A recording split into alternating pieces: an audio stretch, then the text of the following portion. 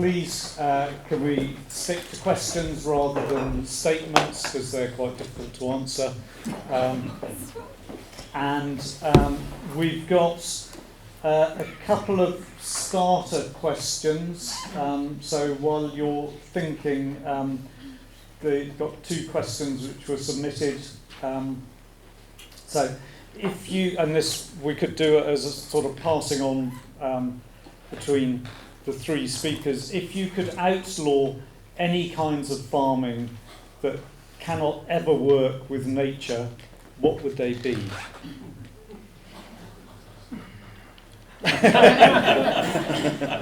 We'll go in order, yeah? Do you, any answer to that on the spot? Sorry, I should have given you these before, but it's a bit tricky to. A bit tricky on the cuff. I mean, there are lots of. I'm going to fudge it. It's right thing in the right place, isn't it? So clearly, you know, there are some practices that we might see in other countries that we might think shouldn't be really followed in the UK. I haven't got any off the top of my head that I'm going to draw out.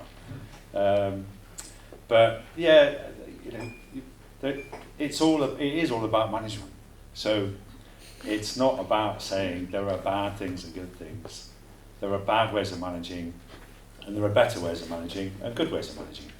And our whole lives are lived in that kind of space of doing some things in a really crap way and doing some things really well. And it strikes me that farming is no different. I mean, I go onto farms and see what I would consider to be some bad practice alongside some excellent practice.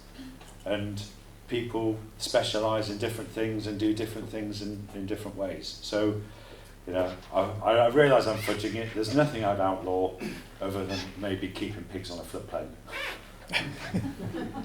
Yeah. I think I would outlaw short-term lets, because I think the problem is that we're all trying to farm in a particular way, but the short-term decisions that are made without having to suffer the consequences are some of the things that we see the results. So short-term lets, I think, have led us down a particularly difficult pathway to land degradation and all the things that follow from that. If you've got a long-term ability to influence what you do on the land, your thinking is somewhat different than a short-term approach. Sure, you want to stab.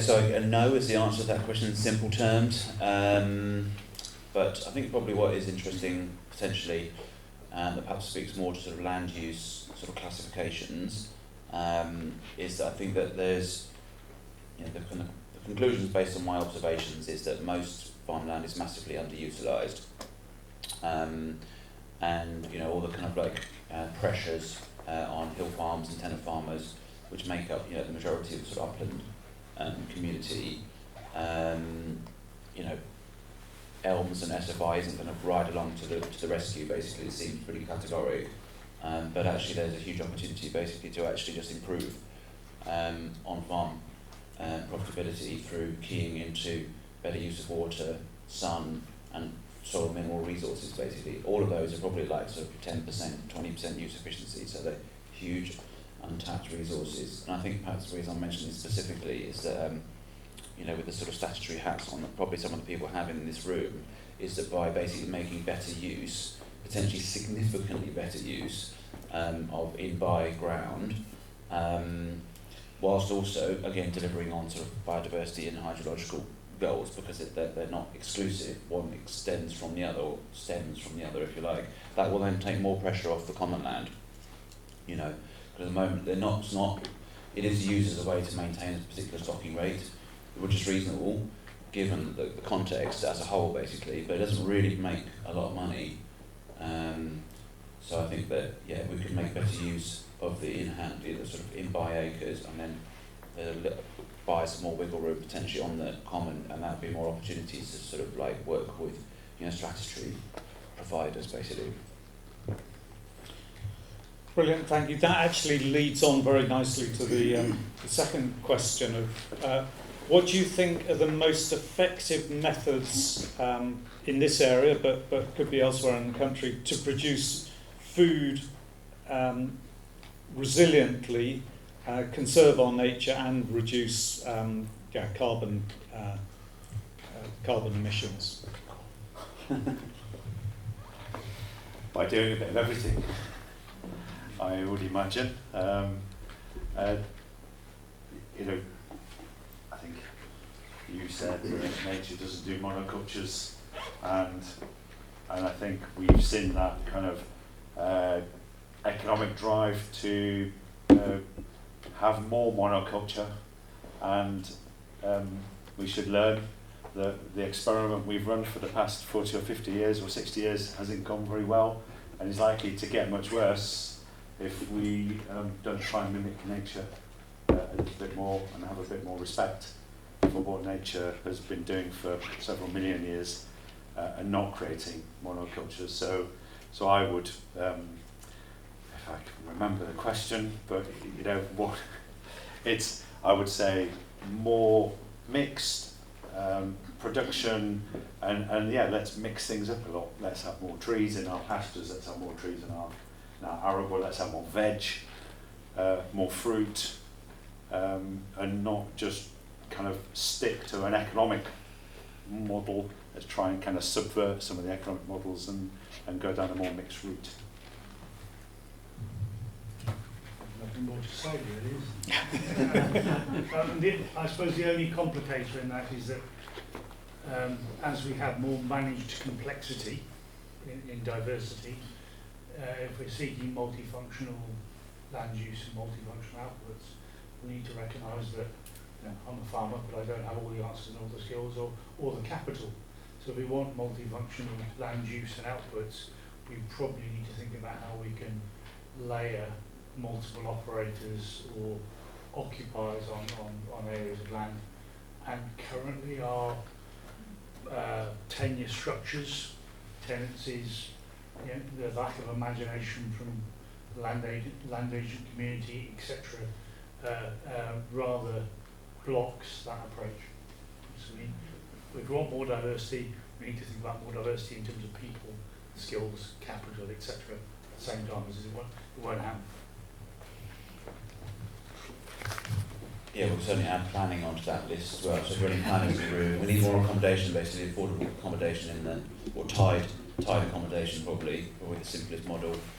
And just in really simple terms, I think the key point is to say that, well, to me, a healthy soil is a productive soil, and the two come together, not exclusive. They stem from, it stems from the wellspring of nature, basically. So the more that you work with diversity, the more it pays back. The more that you work with health in the soil, the more it pays back, basically. But yeah, I think that in an upland context, it'll be silver pasture. I think if you want to think about a sort of a general model for the sort of broad areas, if you like, it could be sort of 20% tree cover, for example.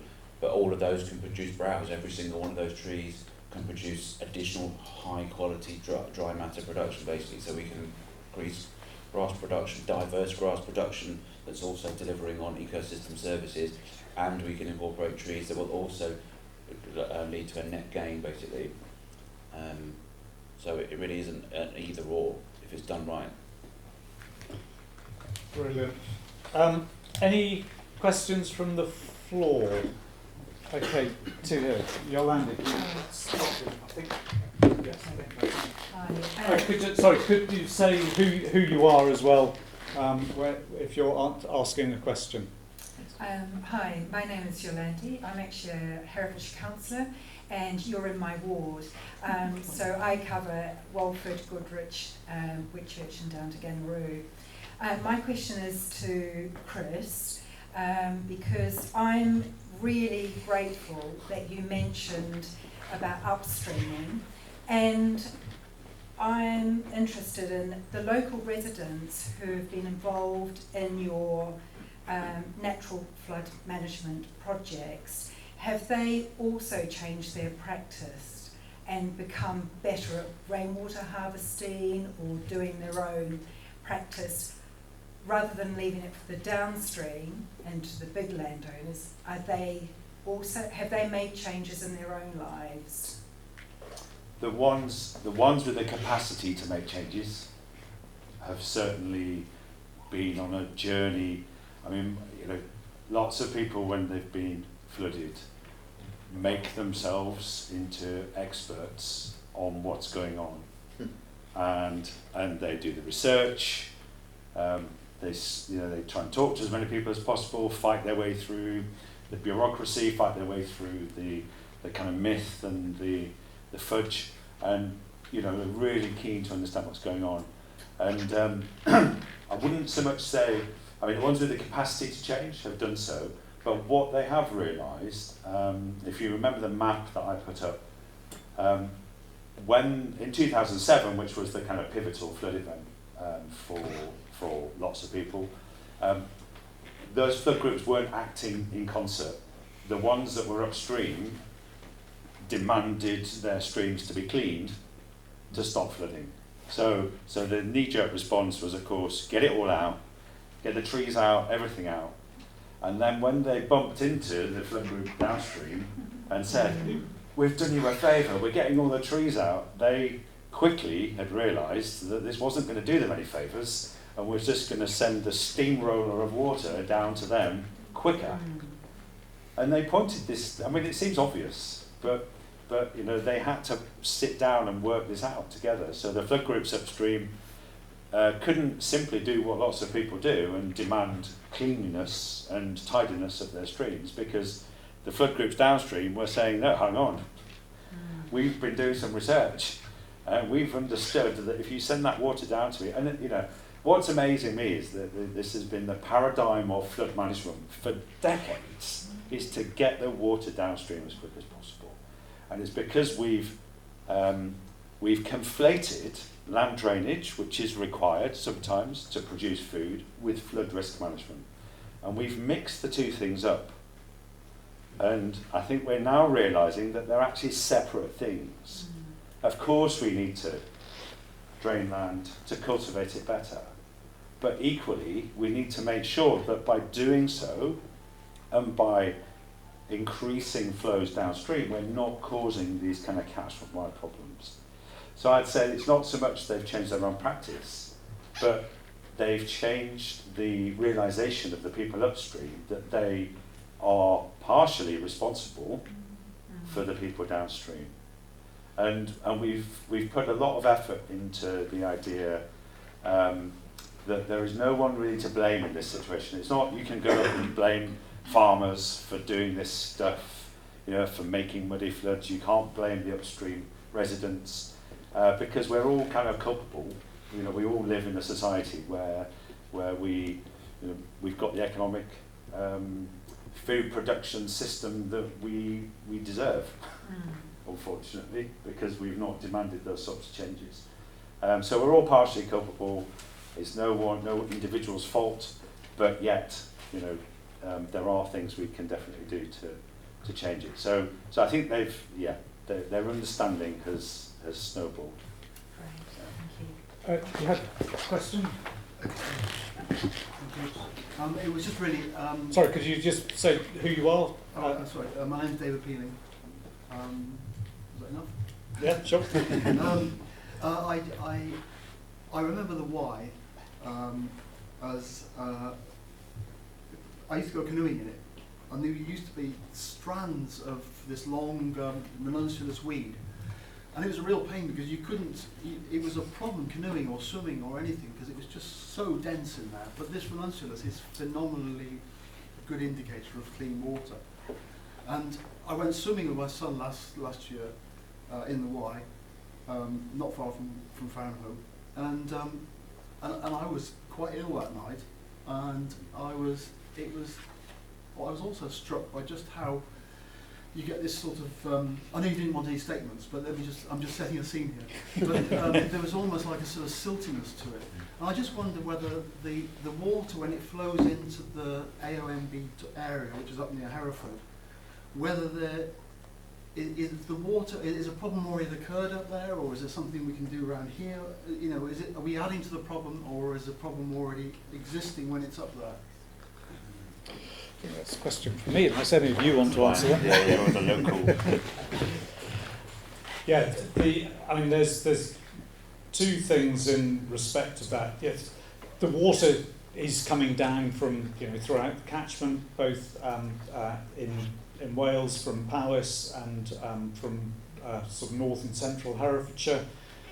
There is a lot of sediment, so soil carried in that, and within that, or along with that, are nitrates and phosphates and other chemical loading that are impacting the water quality. That is also impacted by the water quantity. So again, we're talking about the drought years and the drought summers and the wetter winters. So that's all affecting the river health overall.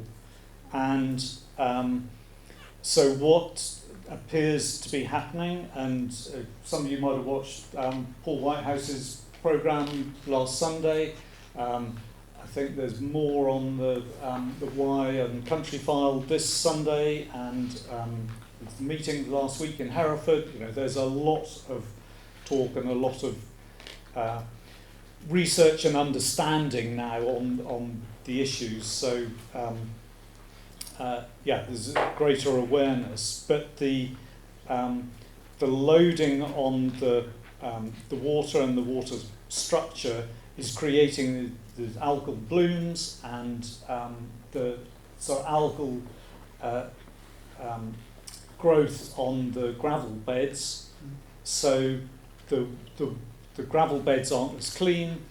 The water is also more silty at times and getting more algal blooms at times, and then also getting these big floods that are ripping out other stuff. So things like the ranunculus beds just are not having the chance to grow because the flows are too fast in the winter.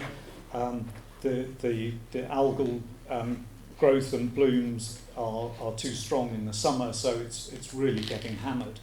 And like I say, Ross Rowing Club and Monmouth Rowing Club have permission to cut channels through the ranunculus to clear their rowing stretches, their rowing reaches.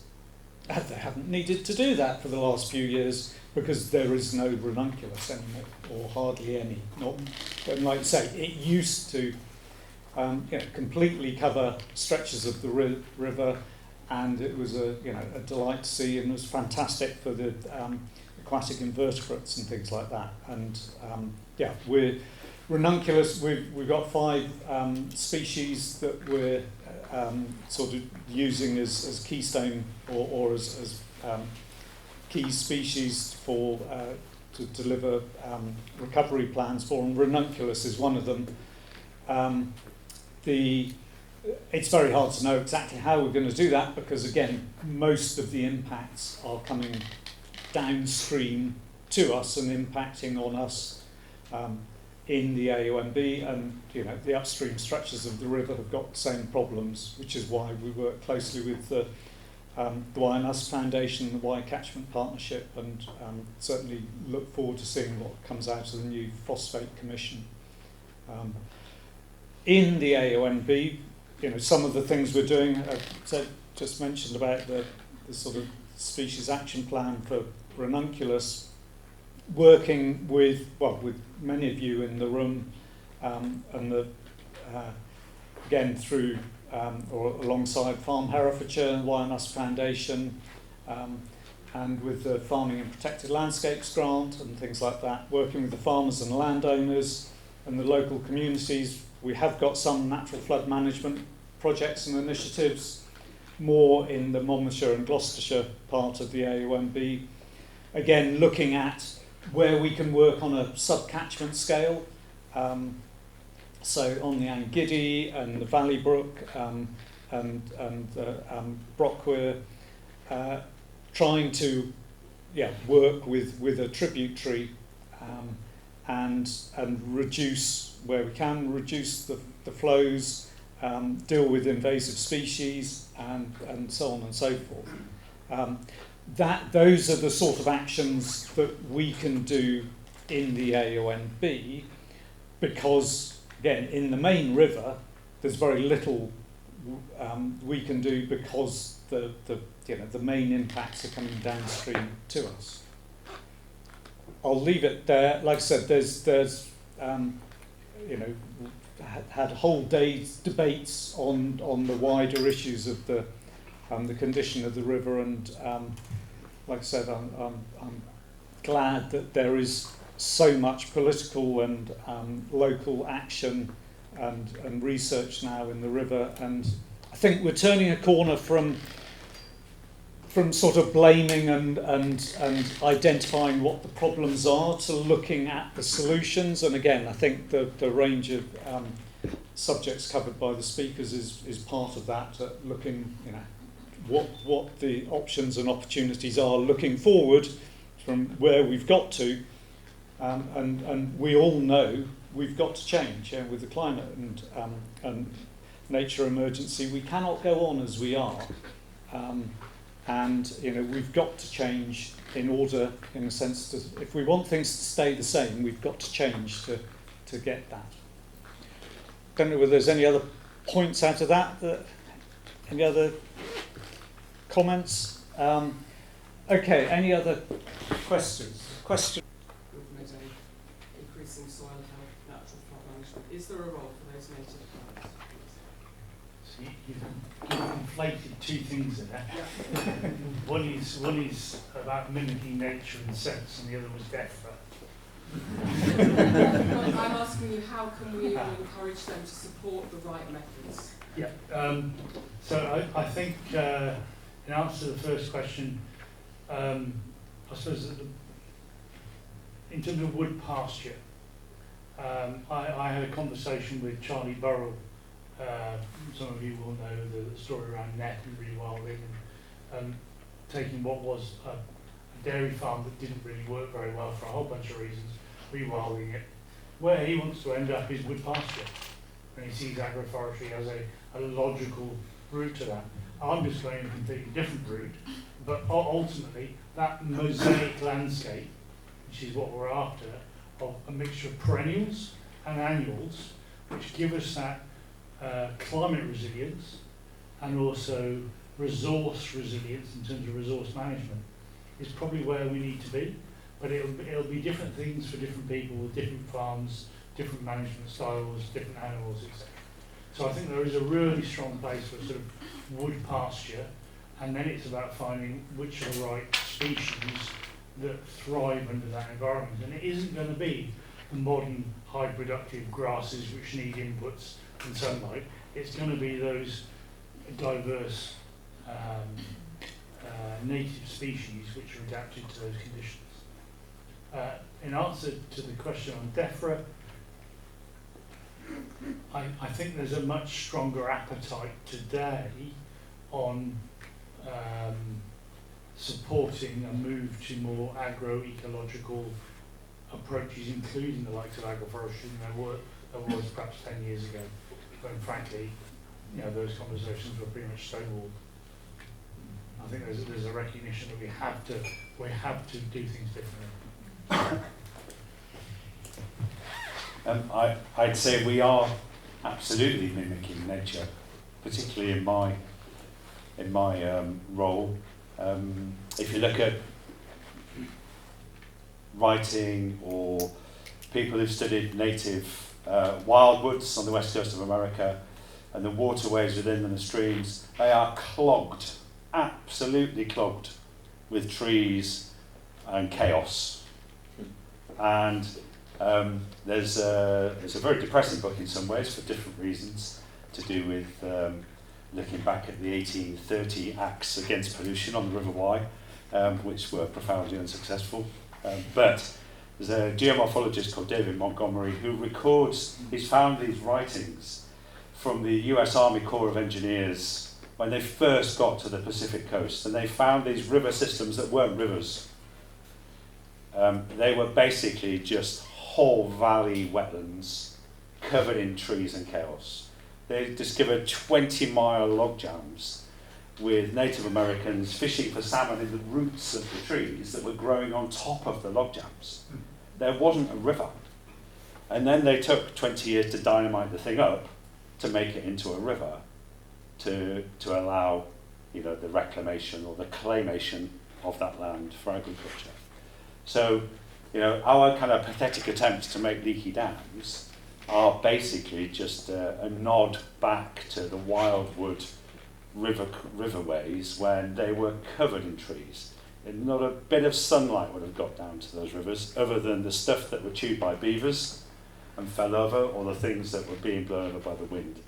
And then you'd have had that kind of mosaic of different things growing. So yeah, I think we're profoundly mimicking nature.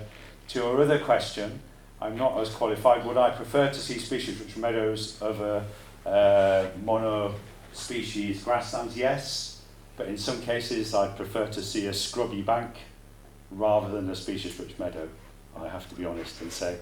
There are parts of the Stroud Valley's commons which are very steep, and scrub is being removed, and I think it's probably a mistake. And that scrub is being removed with good intentions to get grazing back and to increase the diversity of wildflowers on those slopes.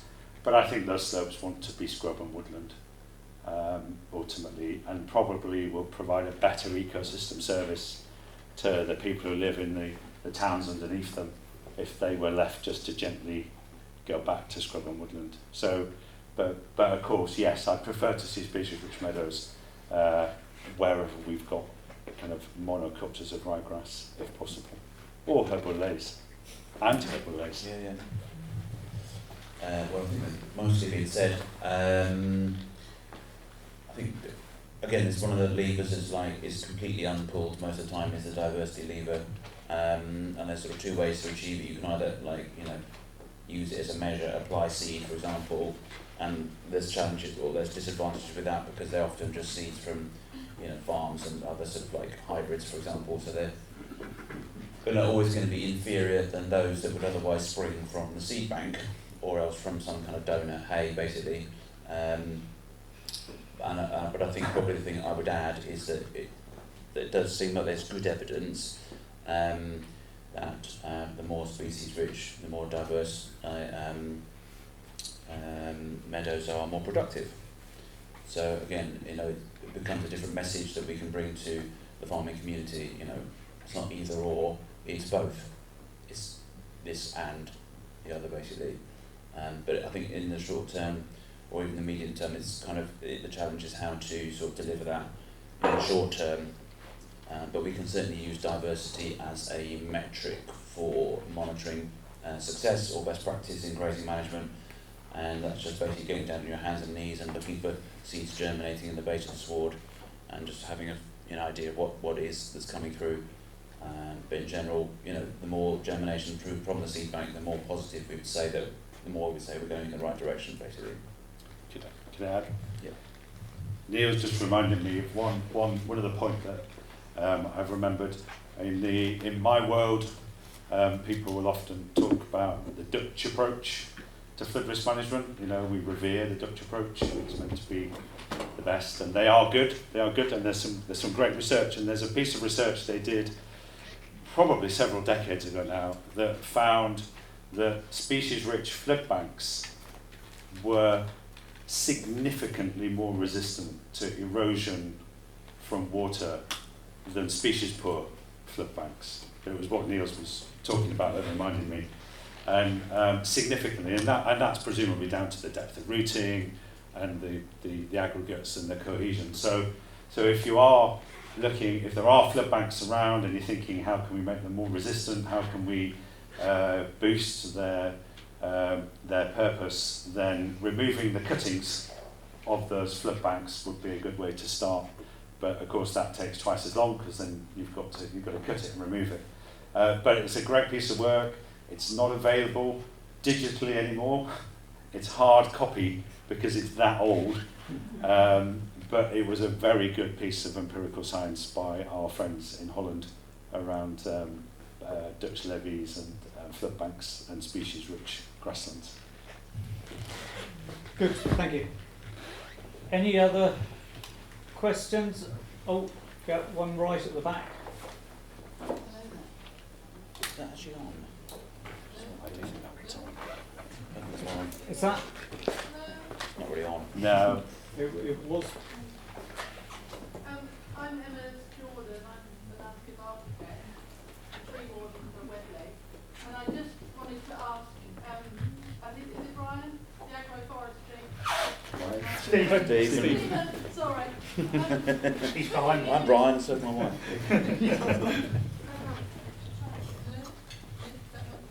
Yeah, we can hear you. Yeah. Well, I'm not very good at microphones. Could you use willow? I grow willow for basket making, and I just think I've been trying to persuade other farmers to plant a tree in the field where there's hedgerows with no trees in at all, and they just say, oh, they've got roots. Yeah, so your thoughts are good, fascinating.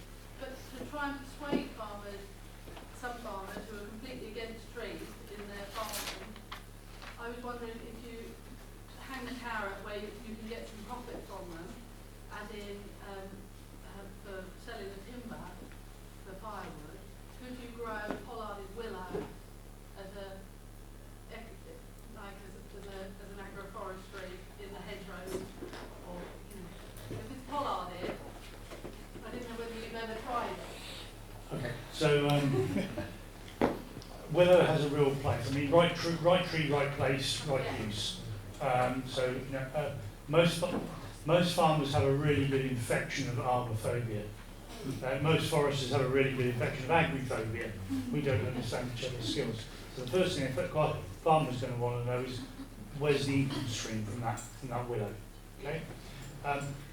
If there's a local demand for willow as a coppice species for basket making or willow herbal making or whatever, then great, you can see a route to market.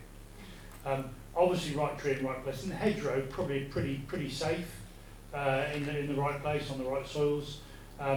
If you've got under-drained land with pipe drainage, maybe you need to think about alternative species, and it might be hazel instead of willow because of the aggressiveness of the rooting system. But actually, there are other things. Willow is really important. It's one of the very first species to pollinate for bees. It provides very easy, very early pollination services for bees. It's also really important for pain management in ruminant livestock. Where does aspirin come from? Yes, here and the Anna, you got the. I'm not sure that it's working. Oh. Oh, sorry, I'm probably talk later. Okay, it's a question for the gentleman at either end, really. Given that we're in the Wye Valley, I don't disagree with agroforestry, but is there any conflicts with landscape?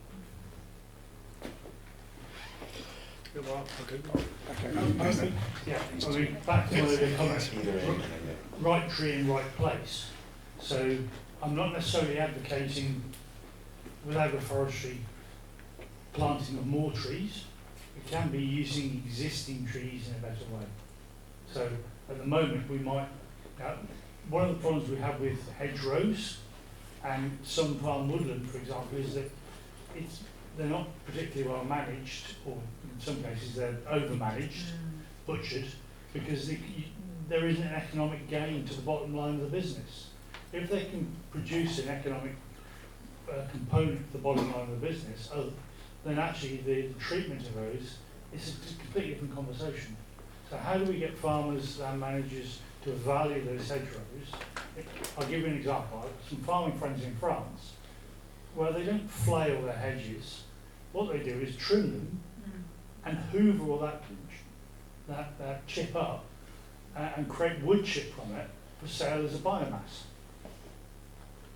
Then the conversation we have about hedge trimming or hedge harvesting is a completely different conversation than hedge trimming and obliterating those hedges and leaving the prunings on the floor because there's no economic gain. They're just a hindrance. So it's about actually turning that sort of mental having that mental agility to think about where the opportunities exist. In this landscape, you've got plenty of trees, 27% tree cover. How can we manage that tree cover in a way that provides the flood management, but also provides an economic imperative to the landowner or the land manager? And we'll see a different viewpoint in terms of how they manage it, I think.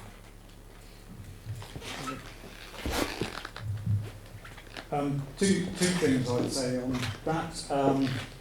Orchards and wood pasture are agroforestry. We're probably one of the most traditional areas for both of those. So agroforestry is not out of keeping with the landscape because, traditional orchards are a form of of agroforestry, I would say.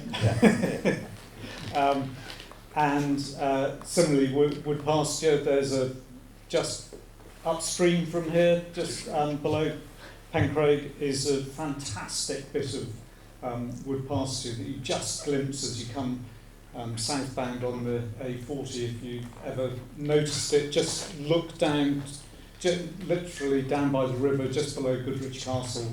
I'd like to see half the Wye Valley, half the floodplain looking like that. I won't see it like that because it'll take 100 years for those oaks to grow up like that. But coming back to the more kind of, let's say, innovative, regenerative forms of agroforestry that Stephen was, is farming. Again, I don't see a problem with that. We need more hedgerow trees for a start. We need more trees in the landscape. And people like Ben Taylor Davis are putting in the Rudges at Banningham. Well, the Rudges are taking out parts of their intensive orchards to turn them into alleys.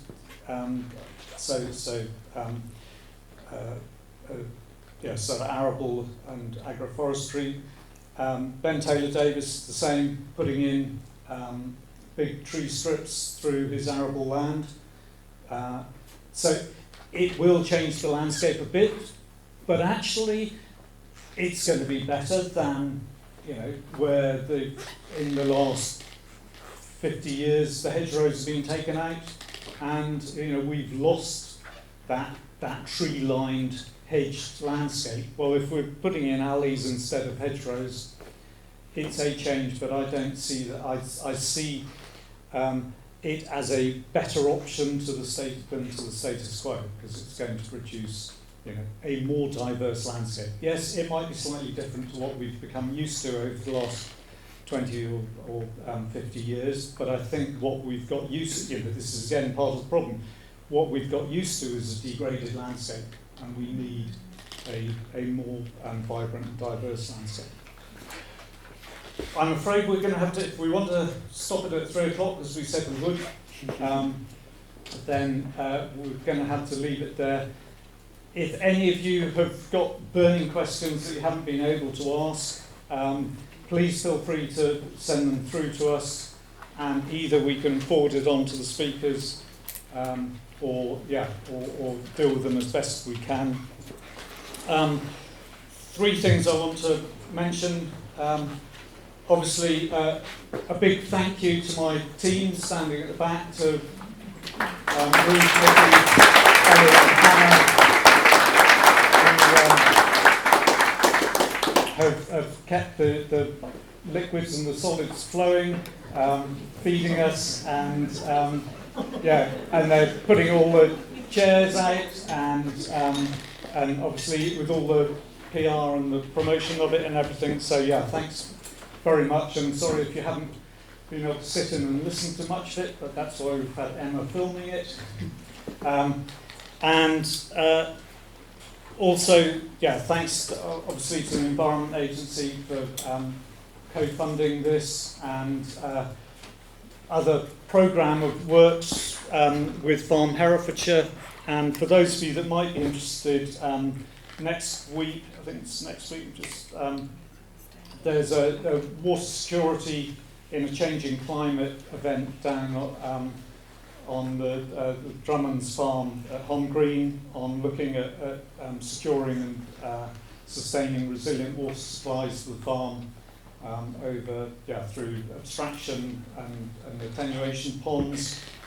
And there's other events going on through Farm Herefordshire and the Herefordshire Rural Hub, so do look on their websites for further information on those. And also, I think you should find on your seats a feedback form. Please fill those in quickly and just leave them by the door, I think. At the table, the little sign-in table, I think, just leave them there. And finally, just to say, Councillor Paul Simmons, who had to leave at lunchtime, was saying, biodiversity net gain, as was mentioned this morning, biodiversity net gain comes into effect in November, where developers had to pay to secure that biodiversity net gain. It's going to be a new source of funding, which potentially it's not going to be the be-all and end-all of things, but it's going to be a new revenue or a new source of funding that could help some of these initiatives we've been hearing about. And then, yes, of course, the Environmental Land Management Scheme and the Sustainable Farming Scheme in England and Wales, respectively, again, coming in the next couple of years. And there's other sort of natural capital funding initiatives. So I think, I hope I'm certainly looking forward to plenty of opportunities, both coming up, as we've seen with the likes of Stephen, the kind of the grassroots, the farmer-led initiatives, as well as the inspirational work that Niels is doing in encouraging farmers to kind of diversify or consolidate the opportunities, and then again, many of you doing good work with farmers and with local communities, educating, informing, energising, empowering people to really make a difference. So I hope you've all found today interesting and again, hopefully inspiring and empowering. And thank you all very much for coming. And we'll look forward to working with you all over the coming years and exciting challenges we have ahead. Thank you.